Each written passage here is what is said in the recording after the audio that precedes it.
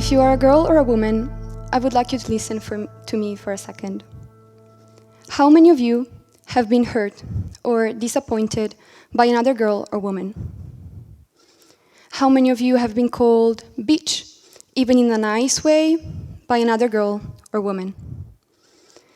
And let's be honest with ourselves. How many of you have been jealous, at least once in your life, of another girl or woman, and then said or thought something distasteful behind their back? Right now, we are in a scary and exciting time for women, with all the movements, people coming out to tell their stories, people advocating for their rights. It feels as if girls are going in the right direction.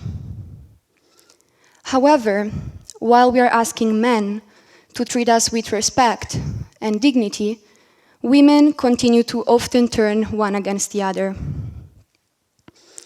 How would the world look if we all became more supporting, loving, and caring towards each other? I made a conscious decision about the girl and the woman I want to become. And this is why I'm here today, to tell you why. My name is Federica, and I'm growing up in a society where my parents' generation and younger generation are fighting together to have no gender and pay gap, where the Me Too movement has created a space for us girls to say no to sexual harassment without fearing to lose our job. A society where girls can become whatever they want to become. And that's really exciting. But while all of these great things are happening to us, I'm also growing up in a society where it still feels like girls do not support other girls. I used to live in Italy, a very traditional country, and when I was in school, girls could not wear skirts or short t-shirts. If you now ask me if there was some kind of official dress code, I'll probably say no. We imposed our own. We knew that probably someone would have judged us for the way we were dressed. A teacher, a boy, or even another girl. However, teachers with unstitched shirt buttons or boys wearing shorts were seen as normal. That's when I first realized that even though our society judges women more than men, boys judge girls, and we, as girls, do the same to each other. When I moved to Luxembourg, everything was different. On my first day of school, girls wore tops, skirts, long, short, colorful summer dresses, and looked comfortable in their own clothes. For the first time in my life, I felt free of expressing myself without the fear of being judged or called out. Since I was young, the society I used to live in made me feel ashamed of my body and ashamed of other people's comments on me despite the fact that I didn't ask for them. Being a teen girl, I've thought about this recently, and I have found a book by Susan Murphy and Pat Aim, two researchers, called In Company of Women, Why Do We Hurt Each Other? Women admit that their worst enemy at work is another woman. In fact, women seem to be preventing other women from getting ahead and being happy in the workplace. And this is what indirect aggression or relational aggression is. It takes the form of gossiping, public humiliation, divulging secrets, undermining. Perhaps some of you can relate. As an 18-year-old, I've seen it, experienced it, and I'll bet a lot of you had too. We have those girls who would rather see you fail than succeed. And we have those who secretly cheer against you while your back is turned, yet they smile at your face. As a girl, I've also caused my fair share of damage with my own words. Because we all, at some point, have been guilty of judging another girl. Instead of complimenting her, we made rude comments to make her look bad so we could feel better about ourselves. But the main problem is that a girl isn't just judged by other girls. She's judged by boys, by people she encounters on the street, by herself, by the society. The sad truth is that amongst many of us, there's too much jealousy, too much criticism, and not enough encouragement and support. Age, bodies, relationships. Why are we so interested in those when it comes to women? How does all of this even start? Quest of beauty and conforming are imprinted in our minds since we're young. Because we tend to judge a girl if she's different. We judge a girl if she's too fat, if she's too skinny, if she's too confident, if she's too honest, if she does not wear the same clothes that everybody does. Girls seem to be never enough. She's not pretty. Her stomach is not as flat as she thinks. Her boyfriend is really not into her. All these things are not pleasant, but when I hear other girls talking about this most of the time, I see joy and satisfaction in their eyes, as if it was good that these things were happening to other girls.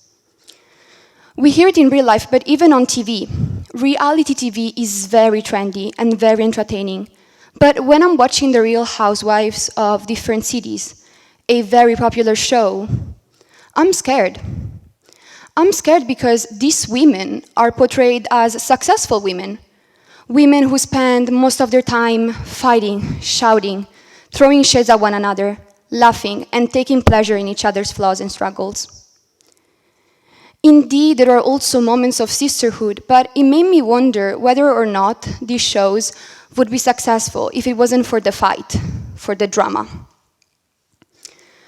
I believe that these shows are made for women. And the reason why they're so popular is because the audience loves them. And that's why there are more and more seasons. When I watched them as an 18 years old, I wonder if this is reality TV or if it's just a show. I desperately want to believe it's just a show, but my surrounding tells me that that's reality. Let's look at how society values girls. At the end of February 2021, a picture of the American model Kendall Jenner was published wearing a swimsuit, showing what for many is the perfect body in a woman.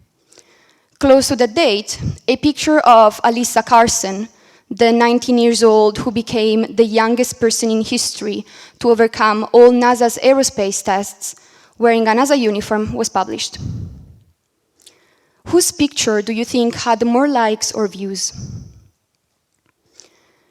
This example shows us the disproportionate value that society, that us, give to beauty stereotypes. While many women struggle every day to belong in historically male-dominated positions and trades, we, women and men, continue to reward vanity and beauty over real skills and intellect. As I scroll down my newsfeed on social media, I read so many negative comments left on ladies' posts by other women.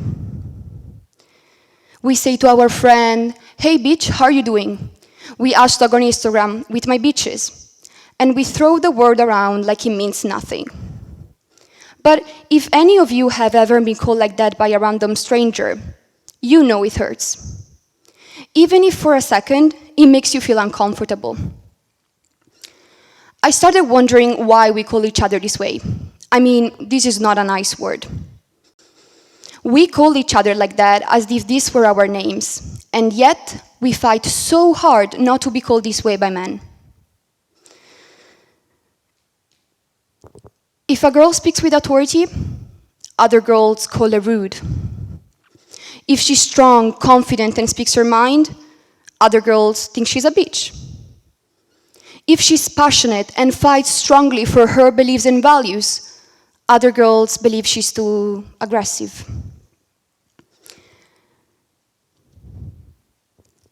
I'm a girl who believes we can do better. And the reason why I'm so passionate about that is because I understand. I know what our insecurities are.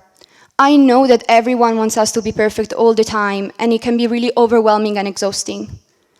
I know that when we go to a party or just get up in the morning, there's already so much pressure on us. So why are we the ones making it harder on ourselves? At the end of the day, it doesn't matter how you look. It doesn't matter where you come from or what your past is. It doesn't matter where you live or what job you do. We are all women, and when we look at another girl, we are looking in the mirror. We are all beautiful in our own way, and we need to be able to recognize the beauty in ourselves as well as in each other. Here is what I challenge every girl and woman listening to do. Help, support, empower each other. Be more understanding instead of being so judgmental. If you can't say something nice, just don't say anything. Get to know each other. Compliment other girls on their new haircut or outfit and mean it. Celebrate each other's successes and failures. Encourage one another to tackle any obstacle that we may face. I dream of a society where I wouldn't be shamed by another girl. A place where I understand I don't need to compete against my friend or my classmate. A place where I understand that if she's successful, she'll open a door for me. I hope you will join me in empowering and complementing one another, because girls uplifting girls, it's the key to grow a sisterhood for a better world. We need to lead by example. We have the power to inspire one another. We have the power to change the world. So, when looking at another girl's success, ask yourself, who do you want to be? The girl who wonders, how can I learn from what she did? Or the one who will tear her down because she's jealous? Thank you.